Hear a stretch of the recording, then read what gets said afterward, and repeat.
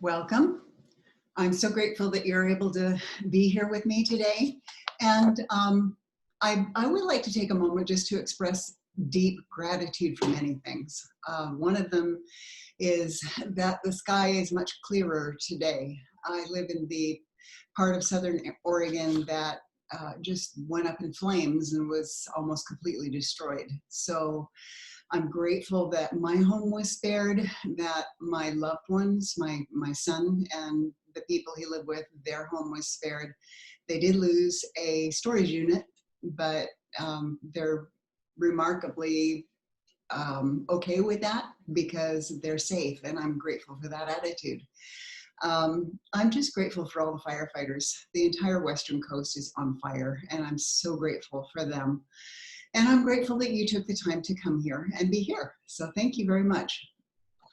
So our topic today is about, the imposter syndrome. And this is something that I feel really comfortable with. Unfortunately, I really get this one. I understand it. And so rather than, I know a lot of people. And the people that I'm hang out with the most, they make millions of dollars at a time. And yet they still suffer with imposter syndrome. But rather than saying, oh, that's okay, everybody feels this way, I'll just, let's sit with it. It's better if you try to figure out how to manage it and how to get so that you really understand how awesome you are. And so that's what we're going to be talking about today. So who am I? I'm Michelle Nagel, and I am a TEDx speaker, a best-selling author, and I'm scattered.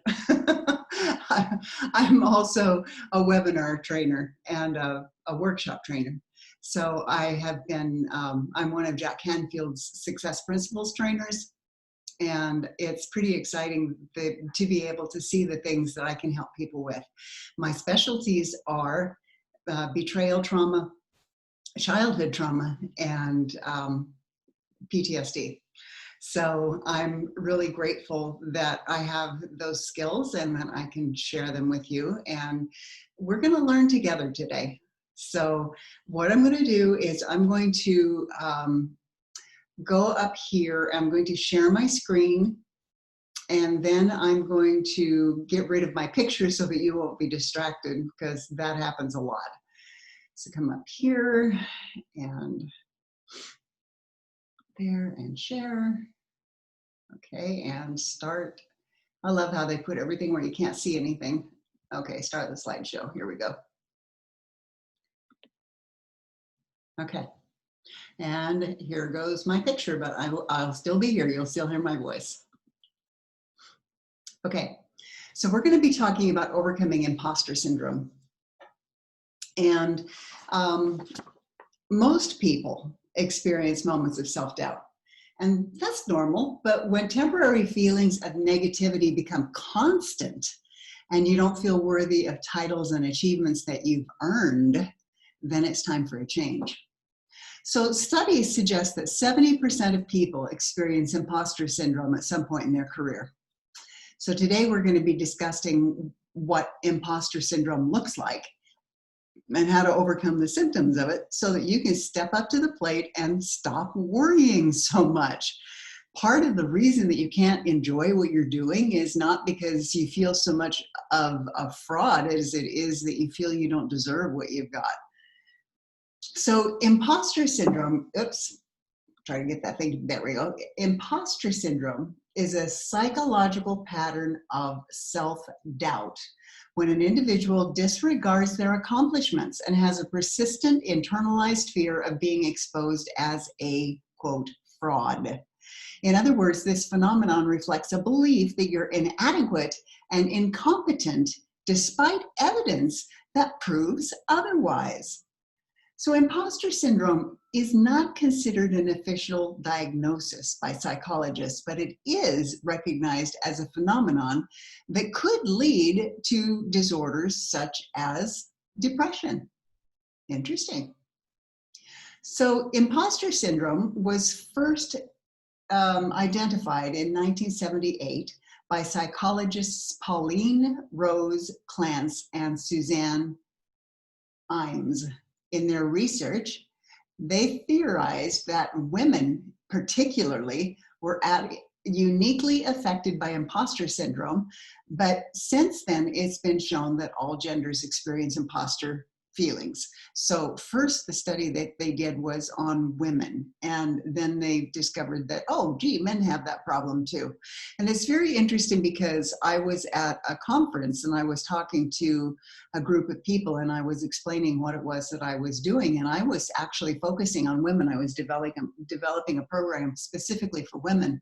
And one of the men in the group that I was sitting at just kind of looked at me with almost a pout, and he's going, but what about us? We've got those problems too. And so I expanded my offering so that I could include the men too, because absolutely they've got those problems as well. So maybe you haven't openly thought to yourself that you're a fraud or an imposter, but perhaps you have brushed off your successes as luck, or being in the right place at the right time, or because of somebody you knew. So does that sound like you? Now, these thoughts are problematic because they're harmful to your self-confidence, which can ultimately hold you back from future success and achieving your goals. When you're having feelings of inadequacy, what thoughts go through your mind? I know that when I'm having feelings of inadequacy, some of the thoughts that come from my mind is, who am I to be writing this book? Or who would want to read something I've written? Or who would want to come attend the classes and listen to me? I mean, who am I after all? And those are really, really, really harmful, and they cause terrible problems to self-esteem and to your confidence and all sorts of things. So imposter syndrome can take various forms depending on a person's background, personality, and other circumstances. So an expert on the subject, Dr. Valerie Young, has categorized imposter syndrome into subgroups: the perfectionist, the superwoman or superman, the natural genius, the soloist, and the expert. So let's dive into that and see what that is. Perfectionism and imposter syndrome often go hand in hand. Because these personality types set extraordinarily high goals for themselves, they constantly worry about measuring up to those goals. You might be a perfectionist if you've ever been accused of being a micromanager. You have difficulty delegating, and when you do, you feel frustrated and disappointed in the results. You accuse yourself of not being good enough when you don't reach the goals you've set for yourself. You feel as though you and your work have to be 100% perfect 100% of the time. So for this personality type, success is rarely satisfying because they always believe they could have done a better job, but that's neither productive or healthy. And perfectionism also has its roots in a whole bunch of other personality disorders too. So narcissists have a tendency to be perfectionistic. And perfectionism is really, really damaging because there is nobody who's 100% human who has ever been perfect. So all people who experience imposter syndrome are convinced that they don't measure up to their real deal colleagues. And this subgroup often tries to push themselves to work harder to measure up. So you might be trying to be your own super person if you stay later than the rest of the team, even past the point that you've completed that day's necessary work. And you get stressed when you're not working and find downtime wasteful, or it drives you crazy because you can't find something, quote, constructive that you're supposed to be doing.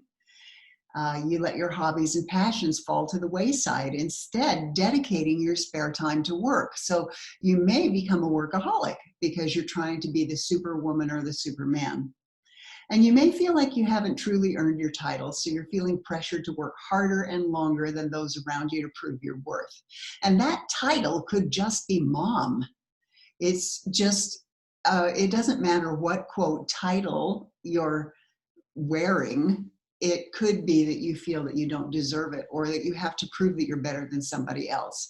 Perhaps you had a really crappy childhood upbringing and you're trying to make sure that you're never like your parents were.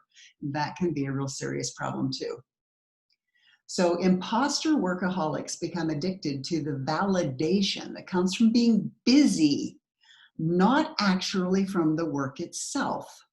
So it's being busy. Are you finding that if you're not busy doing something, you feel like you're like there's something wrong with you, or you feel like you're being overly lazy, or it's just really, really bad if you have to be busy all the time. And that's part of the superwoman or superman syndrome of the imposter syndrome.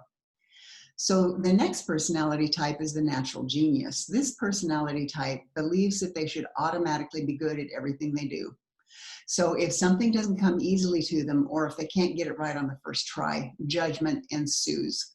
This might apply to you if you're used to excelling without much effort. I know a lot of people in my family actually, who can go through school without ever studying. It's no big deal. And then when they come face to face with something where they actually have to study, it's a problem for them because they don't know how. And also it attacks their self-esteem. It's like, I'm really smart. I should be able to get this. How come I can't get this? How come I can't do this? So this also personality type has a track record of getting straight A's. We're told frequently as a child that you were the smart one in your family or peer group. You dislike the idea of having a mentor because you feel as though you can handle things on your own. And that's a problem because a lot of people won't hire coaches because they feel like they can do it on their own. They're smart enough. But the problem with not hiring somebody to help you deal with your internal demons is that you've got such a perfect self-defense fortress built up that you by yourself cannot get past the walls that you have created to protect yourself.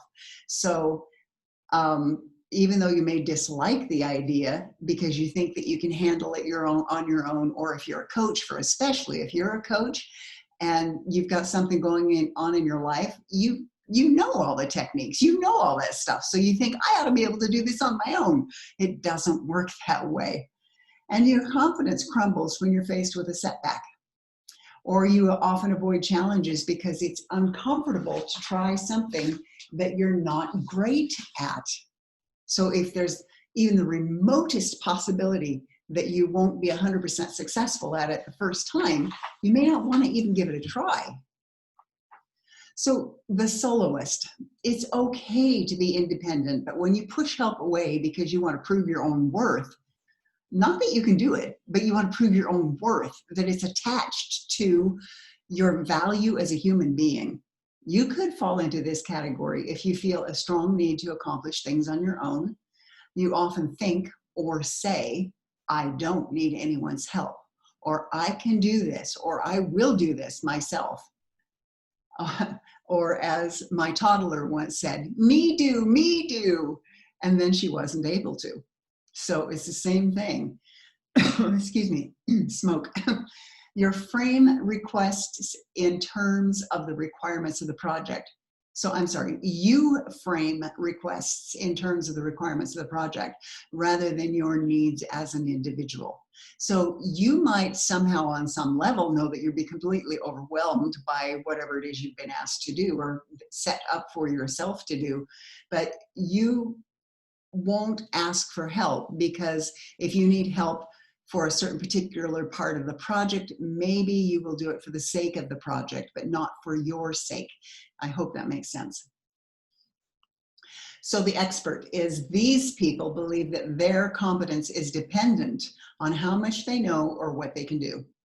Assuming that they will never know enough, They fear being exposed as inexperienced or unknowledgeable. I don't know anybody who knows everything. This could be you if you shy away from applying to jobs unless you meet every single educational requirement. You continually seek out training or certifications because you think you need to improve your skills to success. You've been in your role for some time, but you can still relate to feeling as though you don't know enough. And you immediately become uncomfortable when somebody calls you an expert. That's a real serious problem. And I've struggled with that one personally. I have more trainings and certifications than you can possibly imagine, because it always seems like I'll be good enough when.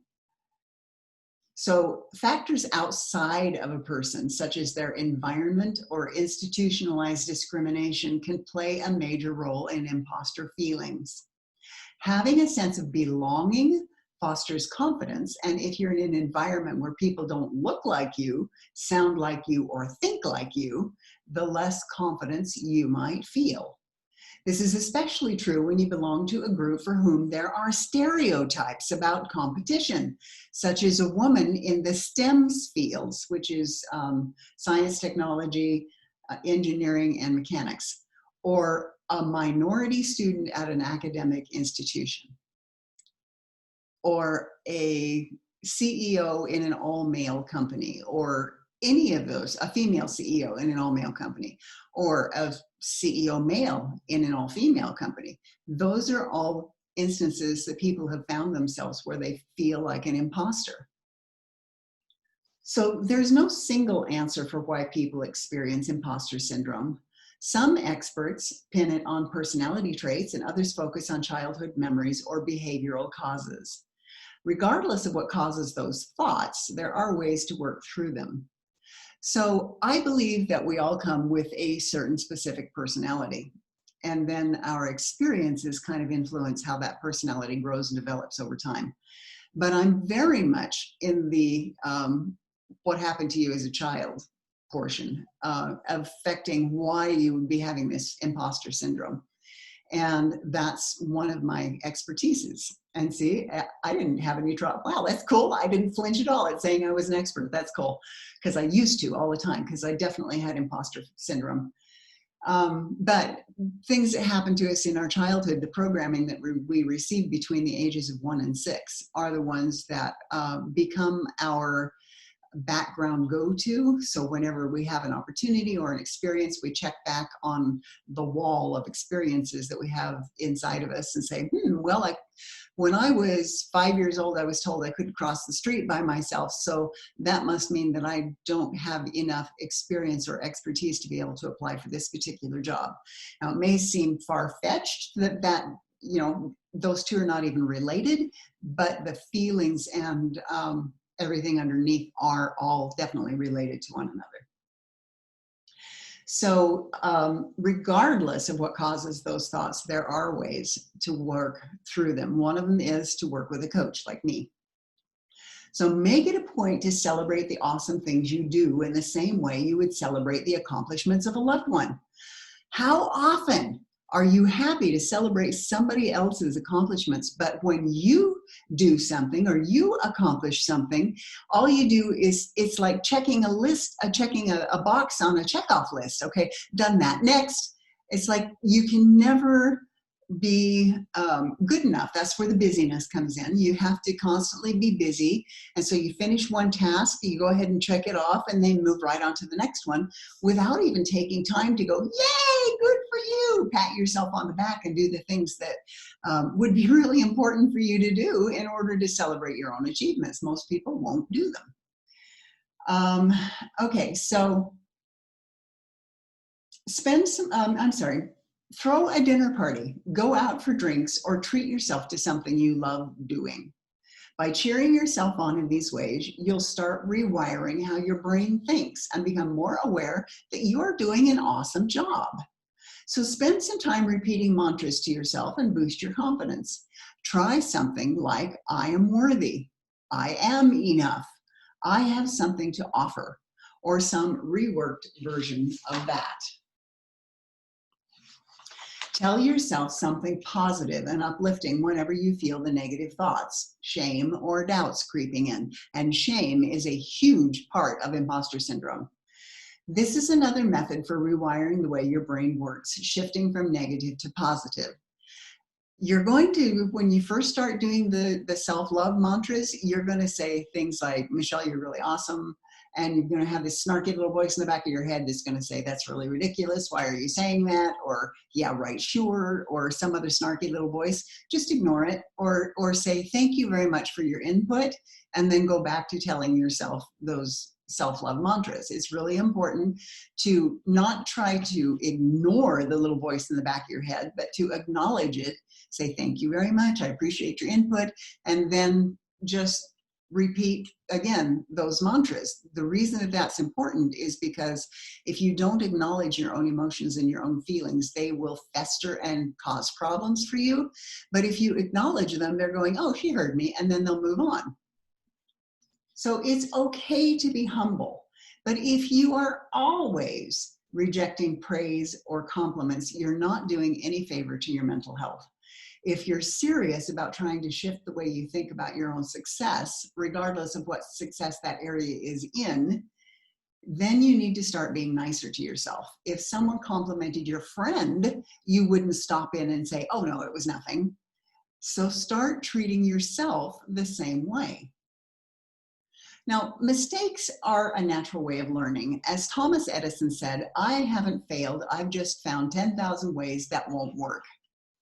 Everybody makes mistakes regardless of how perfect they may seem.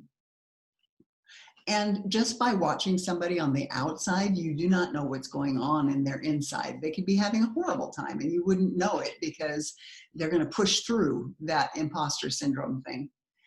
The trick to moving forward and doing better next time is not to dwell on what went wrong. Sometimes mistakes are a blessing in disguise. So can you think of a mistake that you actually made that made your life better in the long run? Now, when you discover that you've made a mistake, it's appropriate to acknowledge that you made it, to admit it, accept 100% responsibility for it, and then try to fix it in whatever way you can before you move on. Not just kind of like, shrug and, oh yeah, I left a train wreck behind me, shrug, and move on. Not like that. You try to be responsible for your choices, your actions, and your beliefs. So there will never be a perfect time to do something. Rip off the Band-Aid, press send, submit the application, do whatever it is you're afraid of, because no one is ever 100% ready to do anything. One more certification is not going to make you any smarter than you are right this second.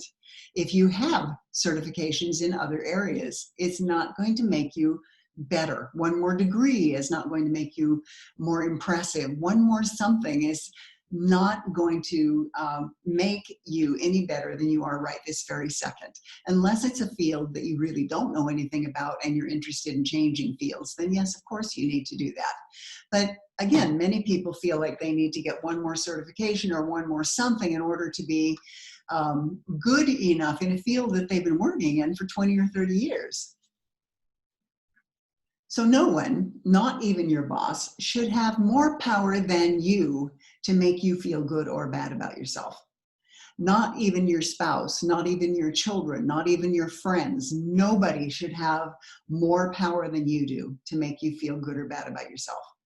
You can't control the way other people will treat you or react to your work or to you as a person. If you're always striving to get that stamp of approval in order to feel good about what you've done, you may never get what you're looking for. Don't let that drain you or hold you back from continuing on your journey forward. So how much value do you place on external validation? Most people do place some value on it, but we could all benefit from working on this. How important is it for you to be accepted and approved of by somebody else versus being accepted and approved of by yourself? If you're feeling down on yourself for not doing enough, make a list of all of those things you've done. Start from the very beginning. You learned how to talk. You learned how to walk. You learned how to put on your own clothes. You learned how to brush your teeth. You know, if you're at the point where you're so depressed and so down on yourself that you can't think of anything that you have ever accomplished, start from the basics, start from the very beginning. And you also may say, well, yeah, everybody else has learned how to walk too. It's true, but you had to learn how to walk, and it's hard for everybody. It's not just something that, you know, there's not one single child that has come directly out of the womb, stood up and walked. That's never happened. So it's something that everybody has to learn. So write down, this is important, write down a list of everything you have ever accomplished. And then also make sure that you review the things that you have recently accomplished. Like in this time of the pandemic and all of the disasters going on in the world, it may simply be that you got out of bed and got a shower and got dressed. That's a good thing. That's an accomplishment. So, so often we let the bad stuff overwhelm the positive elements of our life. Yeah, but is a terrible thing to say to yourself. Look, you did this wonderful thing. Yeah, but I didn't do it right. You know, yeah, but it totally destroys the positive elements of your life. So by reminding yourself of the positive, you can provide yourself with evidence that you are doing great things. So sometimes we need a little extra help from an external source. If you can't wrap your head around the mantras and you feel as though there's nothing you can name that you should be proud of, ask for help. Talk to somebody else. Turn to your loved ones and see if they have the bandwidth to talk it out with you. If not, ask a counselor, a psychologist, a mentor, join an online forum, or hire a coach who will understand and be able to hold space for you to be able to come to terms and understanding with the way that you're feeling. There is no shame in reaching out for support. It actually shows more weakness to not ask for help. Now think about that. It shows more weakness to not ask for help. There's a whole lot more information on this. You can always go to like Psychology Today, and they've got great things in there about imposter syndrome. And so there's a lot more things that you can look at for more information on this. And thank you so much for joining me. I love being able to chat with you. I hope you learned something valuable, even if it was just to take a moment and be introspective with yourself. I hope that, you know, I hope that you really do make that list of how proud you should be and can be of the things that you have accomplished, and so that you can become a better, more confident version of yourself. So I'm going to put my video back on here. There I am. So I really, really appreciate that you took the time to be here with me with this video, with the webinar. And I kept saying, you know, this really wasn't a sales pitch, you know, hire me kind of a thing. But I have worked with people who have had some real serious issues, things that were really difficult for them to overcome. And I have a client at the moment who's a very successful woman that I admire a great deal. She's got optimism and all sorts of things. She definitely has imposter syndrome. And yesterday she said to me that she is so grateful for all the help that I've been able to give her. And so I would love to be able to help you with whatever issues are going on in your life. And there is no shame in hiring a coach. And I'd love to have a conversation with you about it. So you can go to Michelle, M-I-C-H-E-L-L-E, at isoulshift.com. That's isoulshift.com. So my website is isoulshift.com. And again, you can reach me at michelle@isoulshift.com. And I'd love to be able to have a conversation with you. Our first conversation is absolutely free. And we can talk about what kind of things are going on in your life, what you would like support in. And I'm not the one who makes the changes. I hold sacred space so that you can. And I'd love to be able to help you with your growth. So I hope you enjoyed this, and I'll see you again at another time. Thanks. Bye.